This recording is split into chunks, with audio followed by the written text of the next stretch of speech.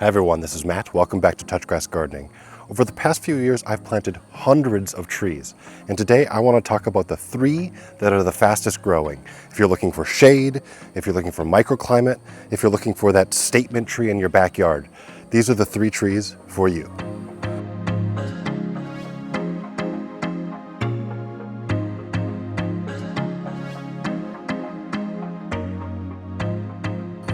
So the first tree I want to talk about is the silk floss tree. And the way I want to compare the size and how fast this has grown is this is a 3-year-old tree right behind me. And next to it is a 15-year-old ash tree. And they're now the same height, which is about 30 feet tall. So after just 3 years, it's an enormous tree that's about the size as most established trees. And the really interesting thing about silk floss is that in the first 3 to 5 years, that's when it puts on the majority of its growth. So it gets to that 30 to 40 feet in the first 5 years. And then after that, it starts growing very slowly. So if you're looking for a tree that grows really fast, one that instantly is going to get big in your yard, I think silk floss is the perfect tree because it's unique, it's that fast growing, it's beautiful. So in the fall, it puts on these amazing blooms, big pink showers of blooms, unlike almost anything I've seen in another tree. And that's what surprises me so much, is that I don't see more of this tree in where I live, outside of Phoenix, Arizona. It's mostly a zone 9 and above tree, so you really don't want to plant it where you get super hard freezes. But if you're zone 9 or above, I think this is one of the best trees you can plant for a super fast grower. Now, a couple of the things that you'll think about before planting this tree is that it does have spikes on it. So if you have a bunch of children that run around and run into things, you might not want to plant it right next to your house or on a pathway that they're running through. So I love the spikes. I think it's great. I have it planted at the very outside of my backyard, so no one's running through this area. And I can look at the spikes, and people who walk by can look at the spikes, and we all think it's really cool. The other note that I would say to be aware of is that after it blooms, it puts on these big pods. So once it gets really big and really mature, you're going to be picking up some of the seed pods. But I think for gardeners, that's not a huge deal because you're already rewarded with that huge show of blooms. So silk floss is pretty easy to maintain, one of the easier ones to maintain, and only has a few small drawbacks. I guess when you're first planting it, one of the things you might note is that it could benefit from having shade in the first year.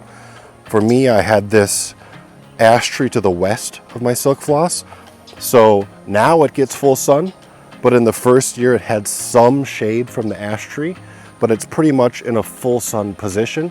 And once it's rooted in the ground, it's going to be okay with that. And now it's 30 feet, it's going to get to 50 to 60 feet eventually over years, but that'll take 10 or 20 years. But just in 3 years, 30 feet. This is one of the fastest growing and coolest trees that you can plant in your backyard.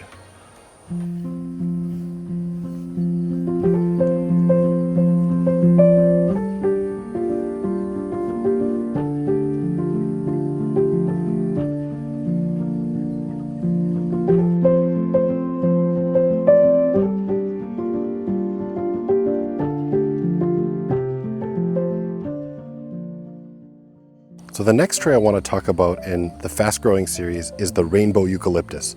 This is probably the fastest, tallest growing tree in my yard. And it's one of the trees that I was most excited about putting in my yard when I finally was able to have a large backyard. And that's because I didn't think a tree that's this exotic, this cool, could grow in a place like Phoenix, Arizona. But it does. And if you give it the proper care, you can have one just like this too. The reason it's so interesting is because it has these multicolors throughout the trunk. Right now it looks a little bit bland, but after it rains, after it gets watered, it just is full of color. And each year it puts on a new color. That's why it's called the rainbow eucalyptus. So as it gets older, as the trunk gets thicker, it becomes more rainbow-like. And that's the really cool thing about this tree. Now, in the jungles where this is native, this gets over 100 feet tall. But but where I live, it's noted to get about 50 feet tall or so. Right now, after 3 years, it's already 30 feet tall. It's a little bit taller than the silk floss that we just talked about. So this tree is the fastest growing in terms of height, but its actual trunk size is about half the width of the silk floss. And that's why I have all these different supports right now, because when our monsoon winds come, when it gets really windy, this tree will bend so far that it makes me think it's going to break. And that's why I have it protected, because this is a tree that I really love and don't want to lose. But when it does get windy, it loses some branches here and there. So you really want to think about maybe not planting this right next to your house or a place that you're going to walk all the time, because it does lose branches in the wind. The other thing to think about is that the roots are pretty big, pretty aggressive.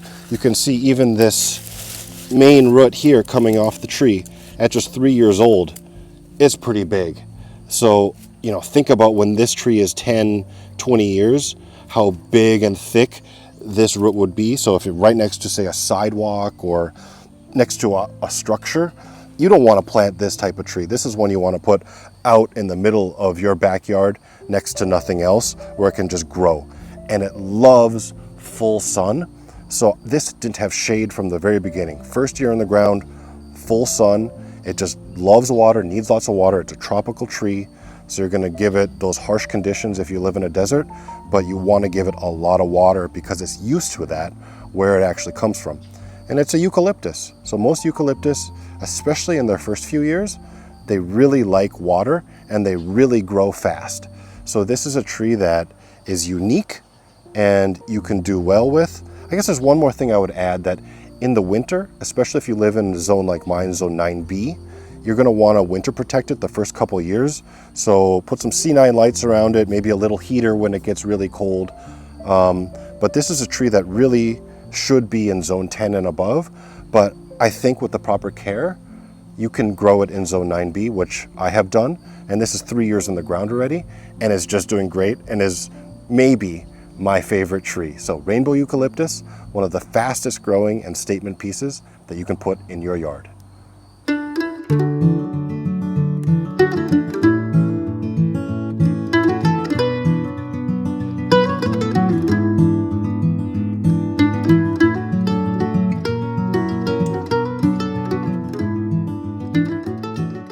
So the third tree in my fastest growing series is the mulberry. And this is a Pakistan mulberry that right now is about 20 feet tall, but I chopped about 15 feet of it off this past spring. So if I had just let it go, it'd be over 30 feet tall already. And this started out as a 5-foot little stick 2 years ago, and it just grows like crazy. And this is known as one of the fastest growing trees, one of the most aggressive type of trees that you could put in your yard. And it's wonderful for both the shade, the look of it, and also the fruit. Now, silk floss and rainbow eucalyptus, no fruit. But this one does put on a lot of delicious fruit that you're not going to find in the grocery store. And that's why mulberry is such an amazing tree, because it has all those benefits we talked about. And this is really one of the trees that I think is a must for a backyard, because it has those benefits, but it's also an extremely versatile tree. So you can keep it kind of lower, like I like to, where I cut it down to about 10 feet each year, or you can let it get to that 50 feet tall and be your shade tree or your statement tree. It's just a little bit harder to get to the fruit when it's that tall. And that's why a lot of growers, they'd like to keep their mulberries shorter and cut them down each year so that you can pretty much access the fruit by hand. And the great thing about mulberry, which is different than a lot of other trees, is that it doesn't care how hard you prune and trim it each year. So you can cut off over half the tree in the spring and it just starts growing again. It doesn't care. Of course, the trunk is going to get thicker each year, but you can just keep hacking away and having a tree that's the height that you want it to be. And then you get all this mulch, you get all this firewood, and then you're still able to get access to the fruit. But a lot of people, when they're first starting a yard out, they might put, say, a row of different mulberries on the west side of their property and just let them get big. And that can provide shade for the rest of your yard if you want some trees that are more of like a half sun type of variety. I will say that if you're thinking about those tropical trees, those sensitive tropical trees like lychee or mango, things like that, that in my area aren't native and need a little extra babying, you might not want to put those right next to a mulberry because the roots are pretty aggressive on this tree because it's so fast growing.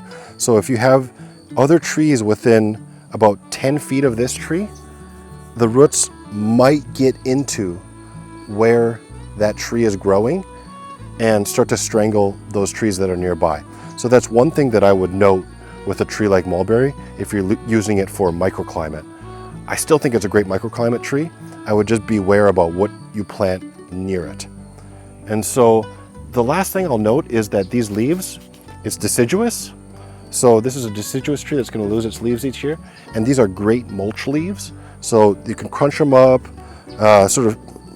break them up and then put them around your other trees or put them in a mulch pile.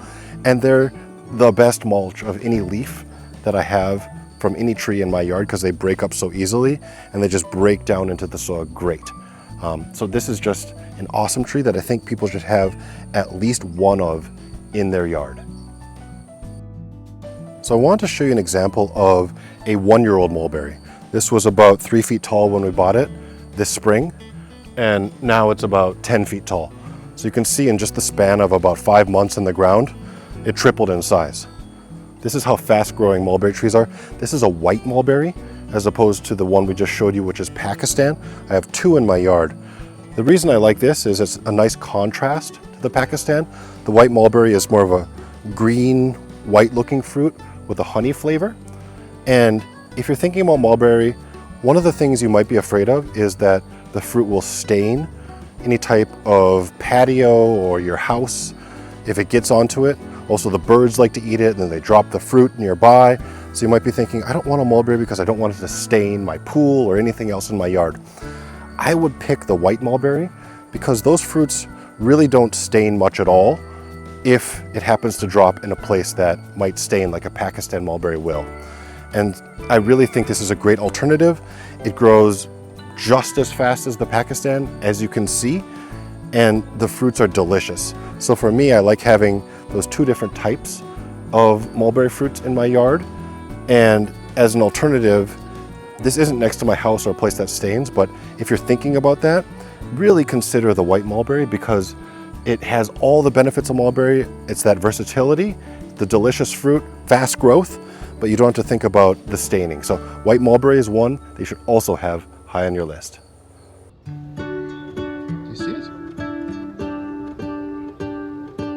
Yeah, he likes our new eucalyptus tree. Yeah. Yeah, can you go say hi to the hummingbird? Hi. Hi, hummingbird.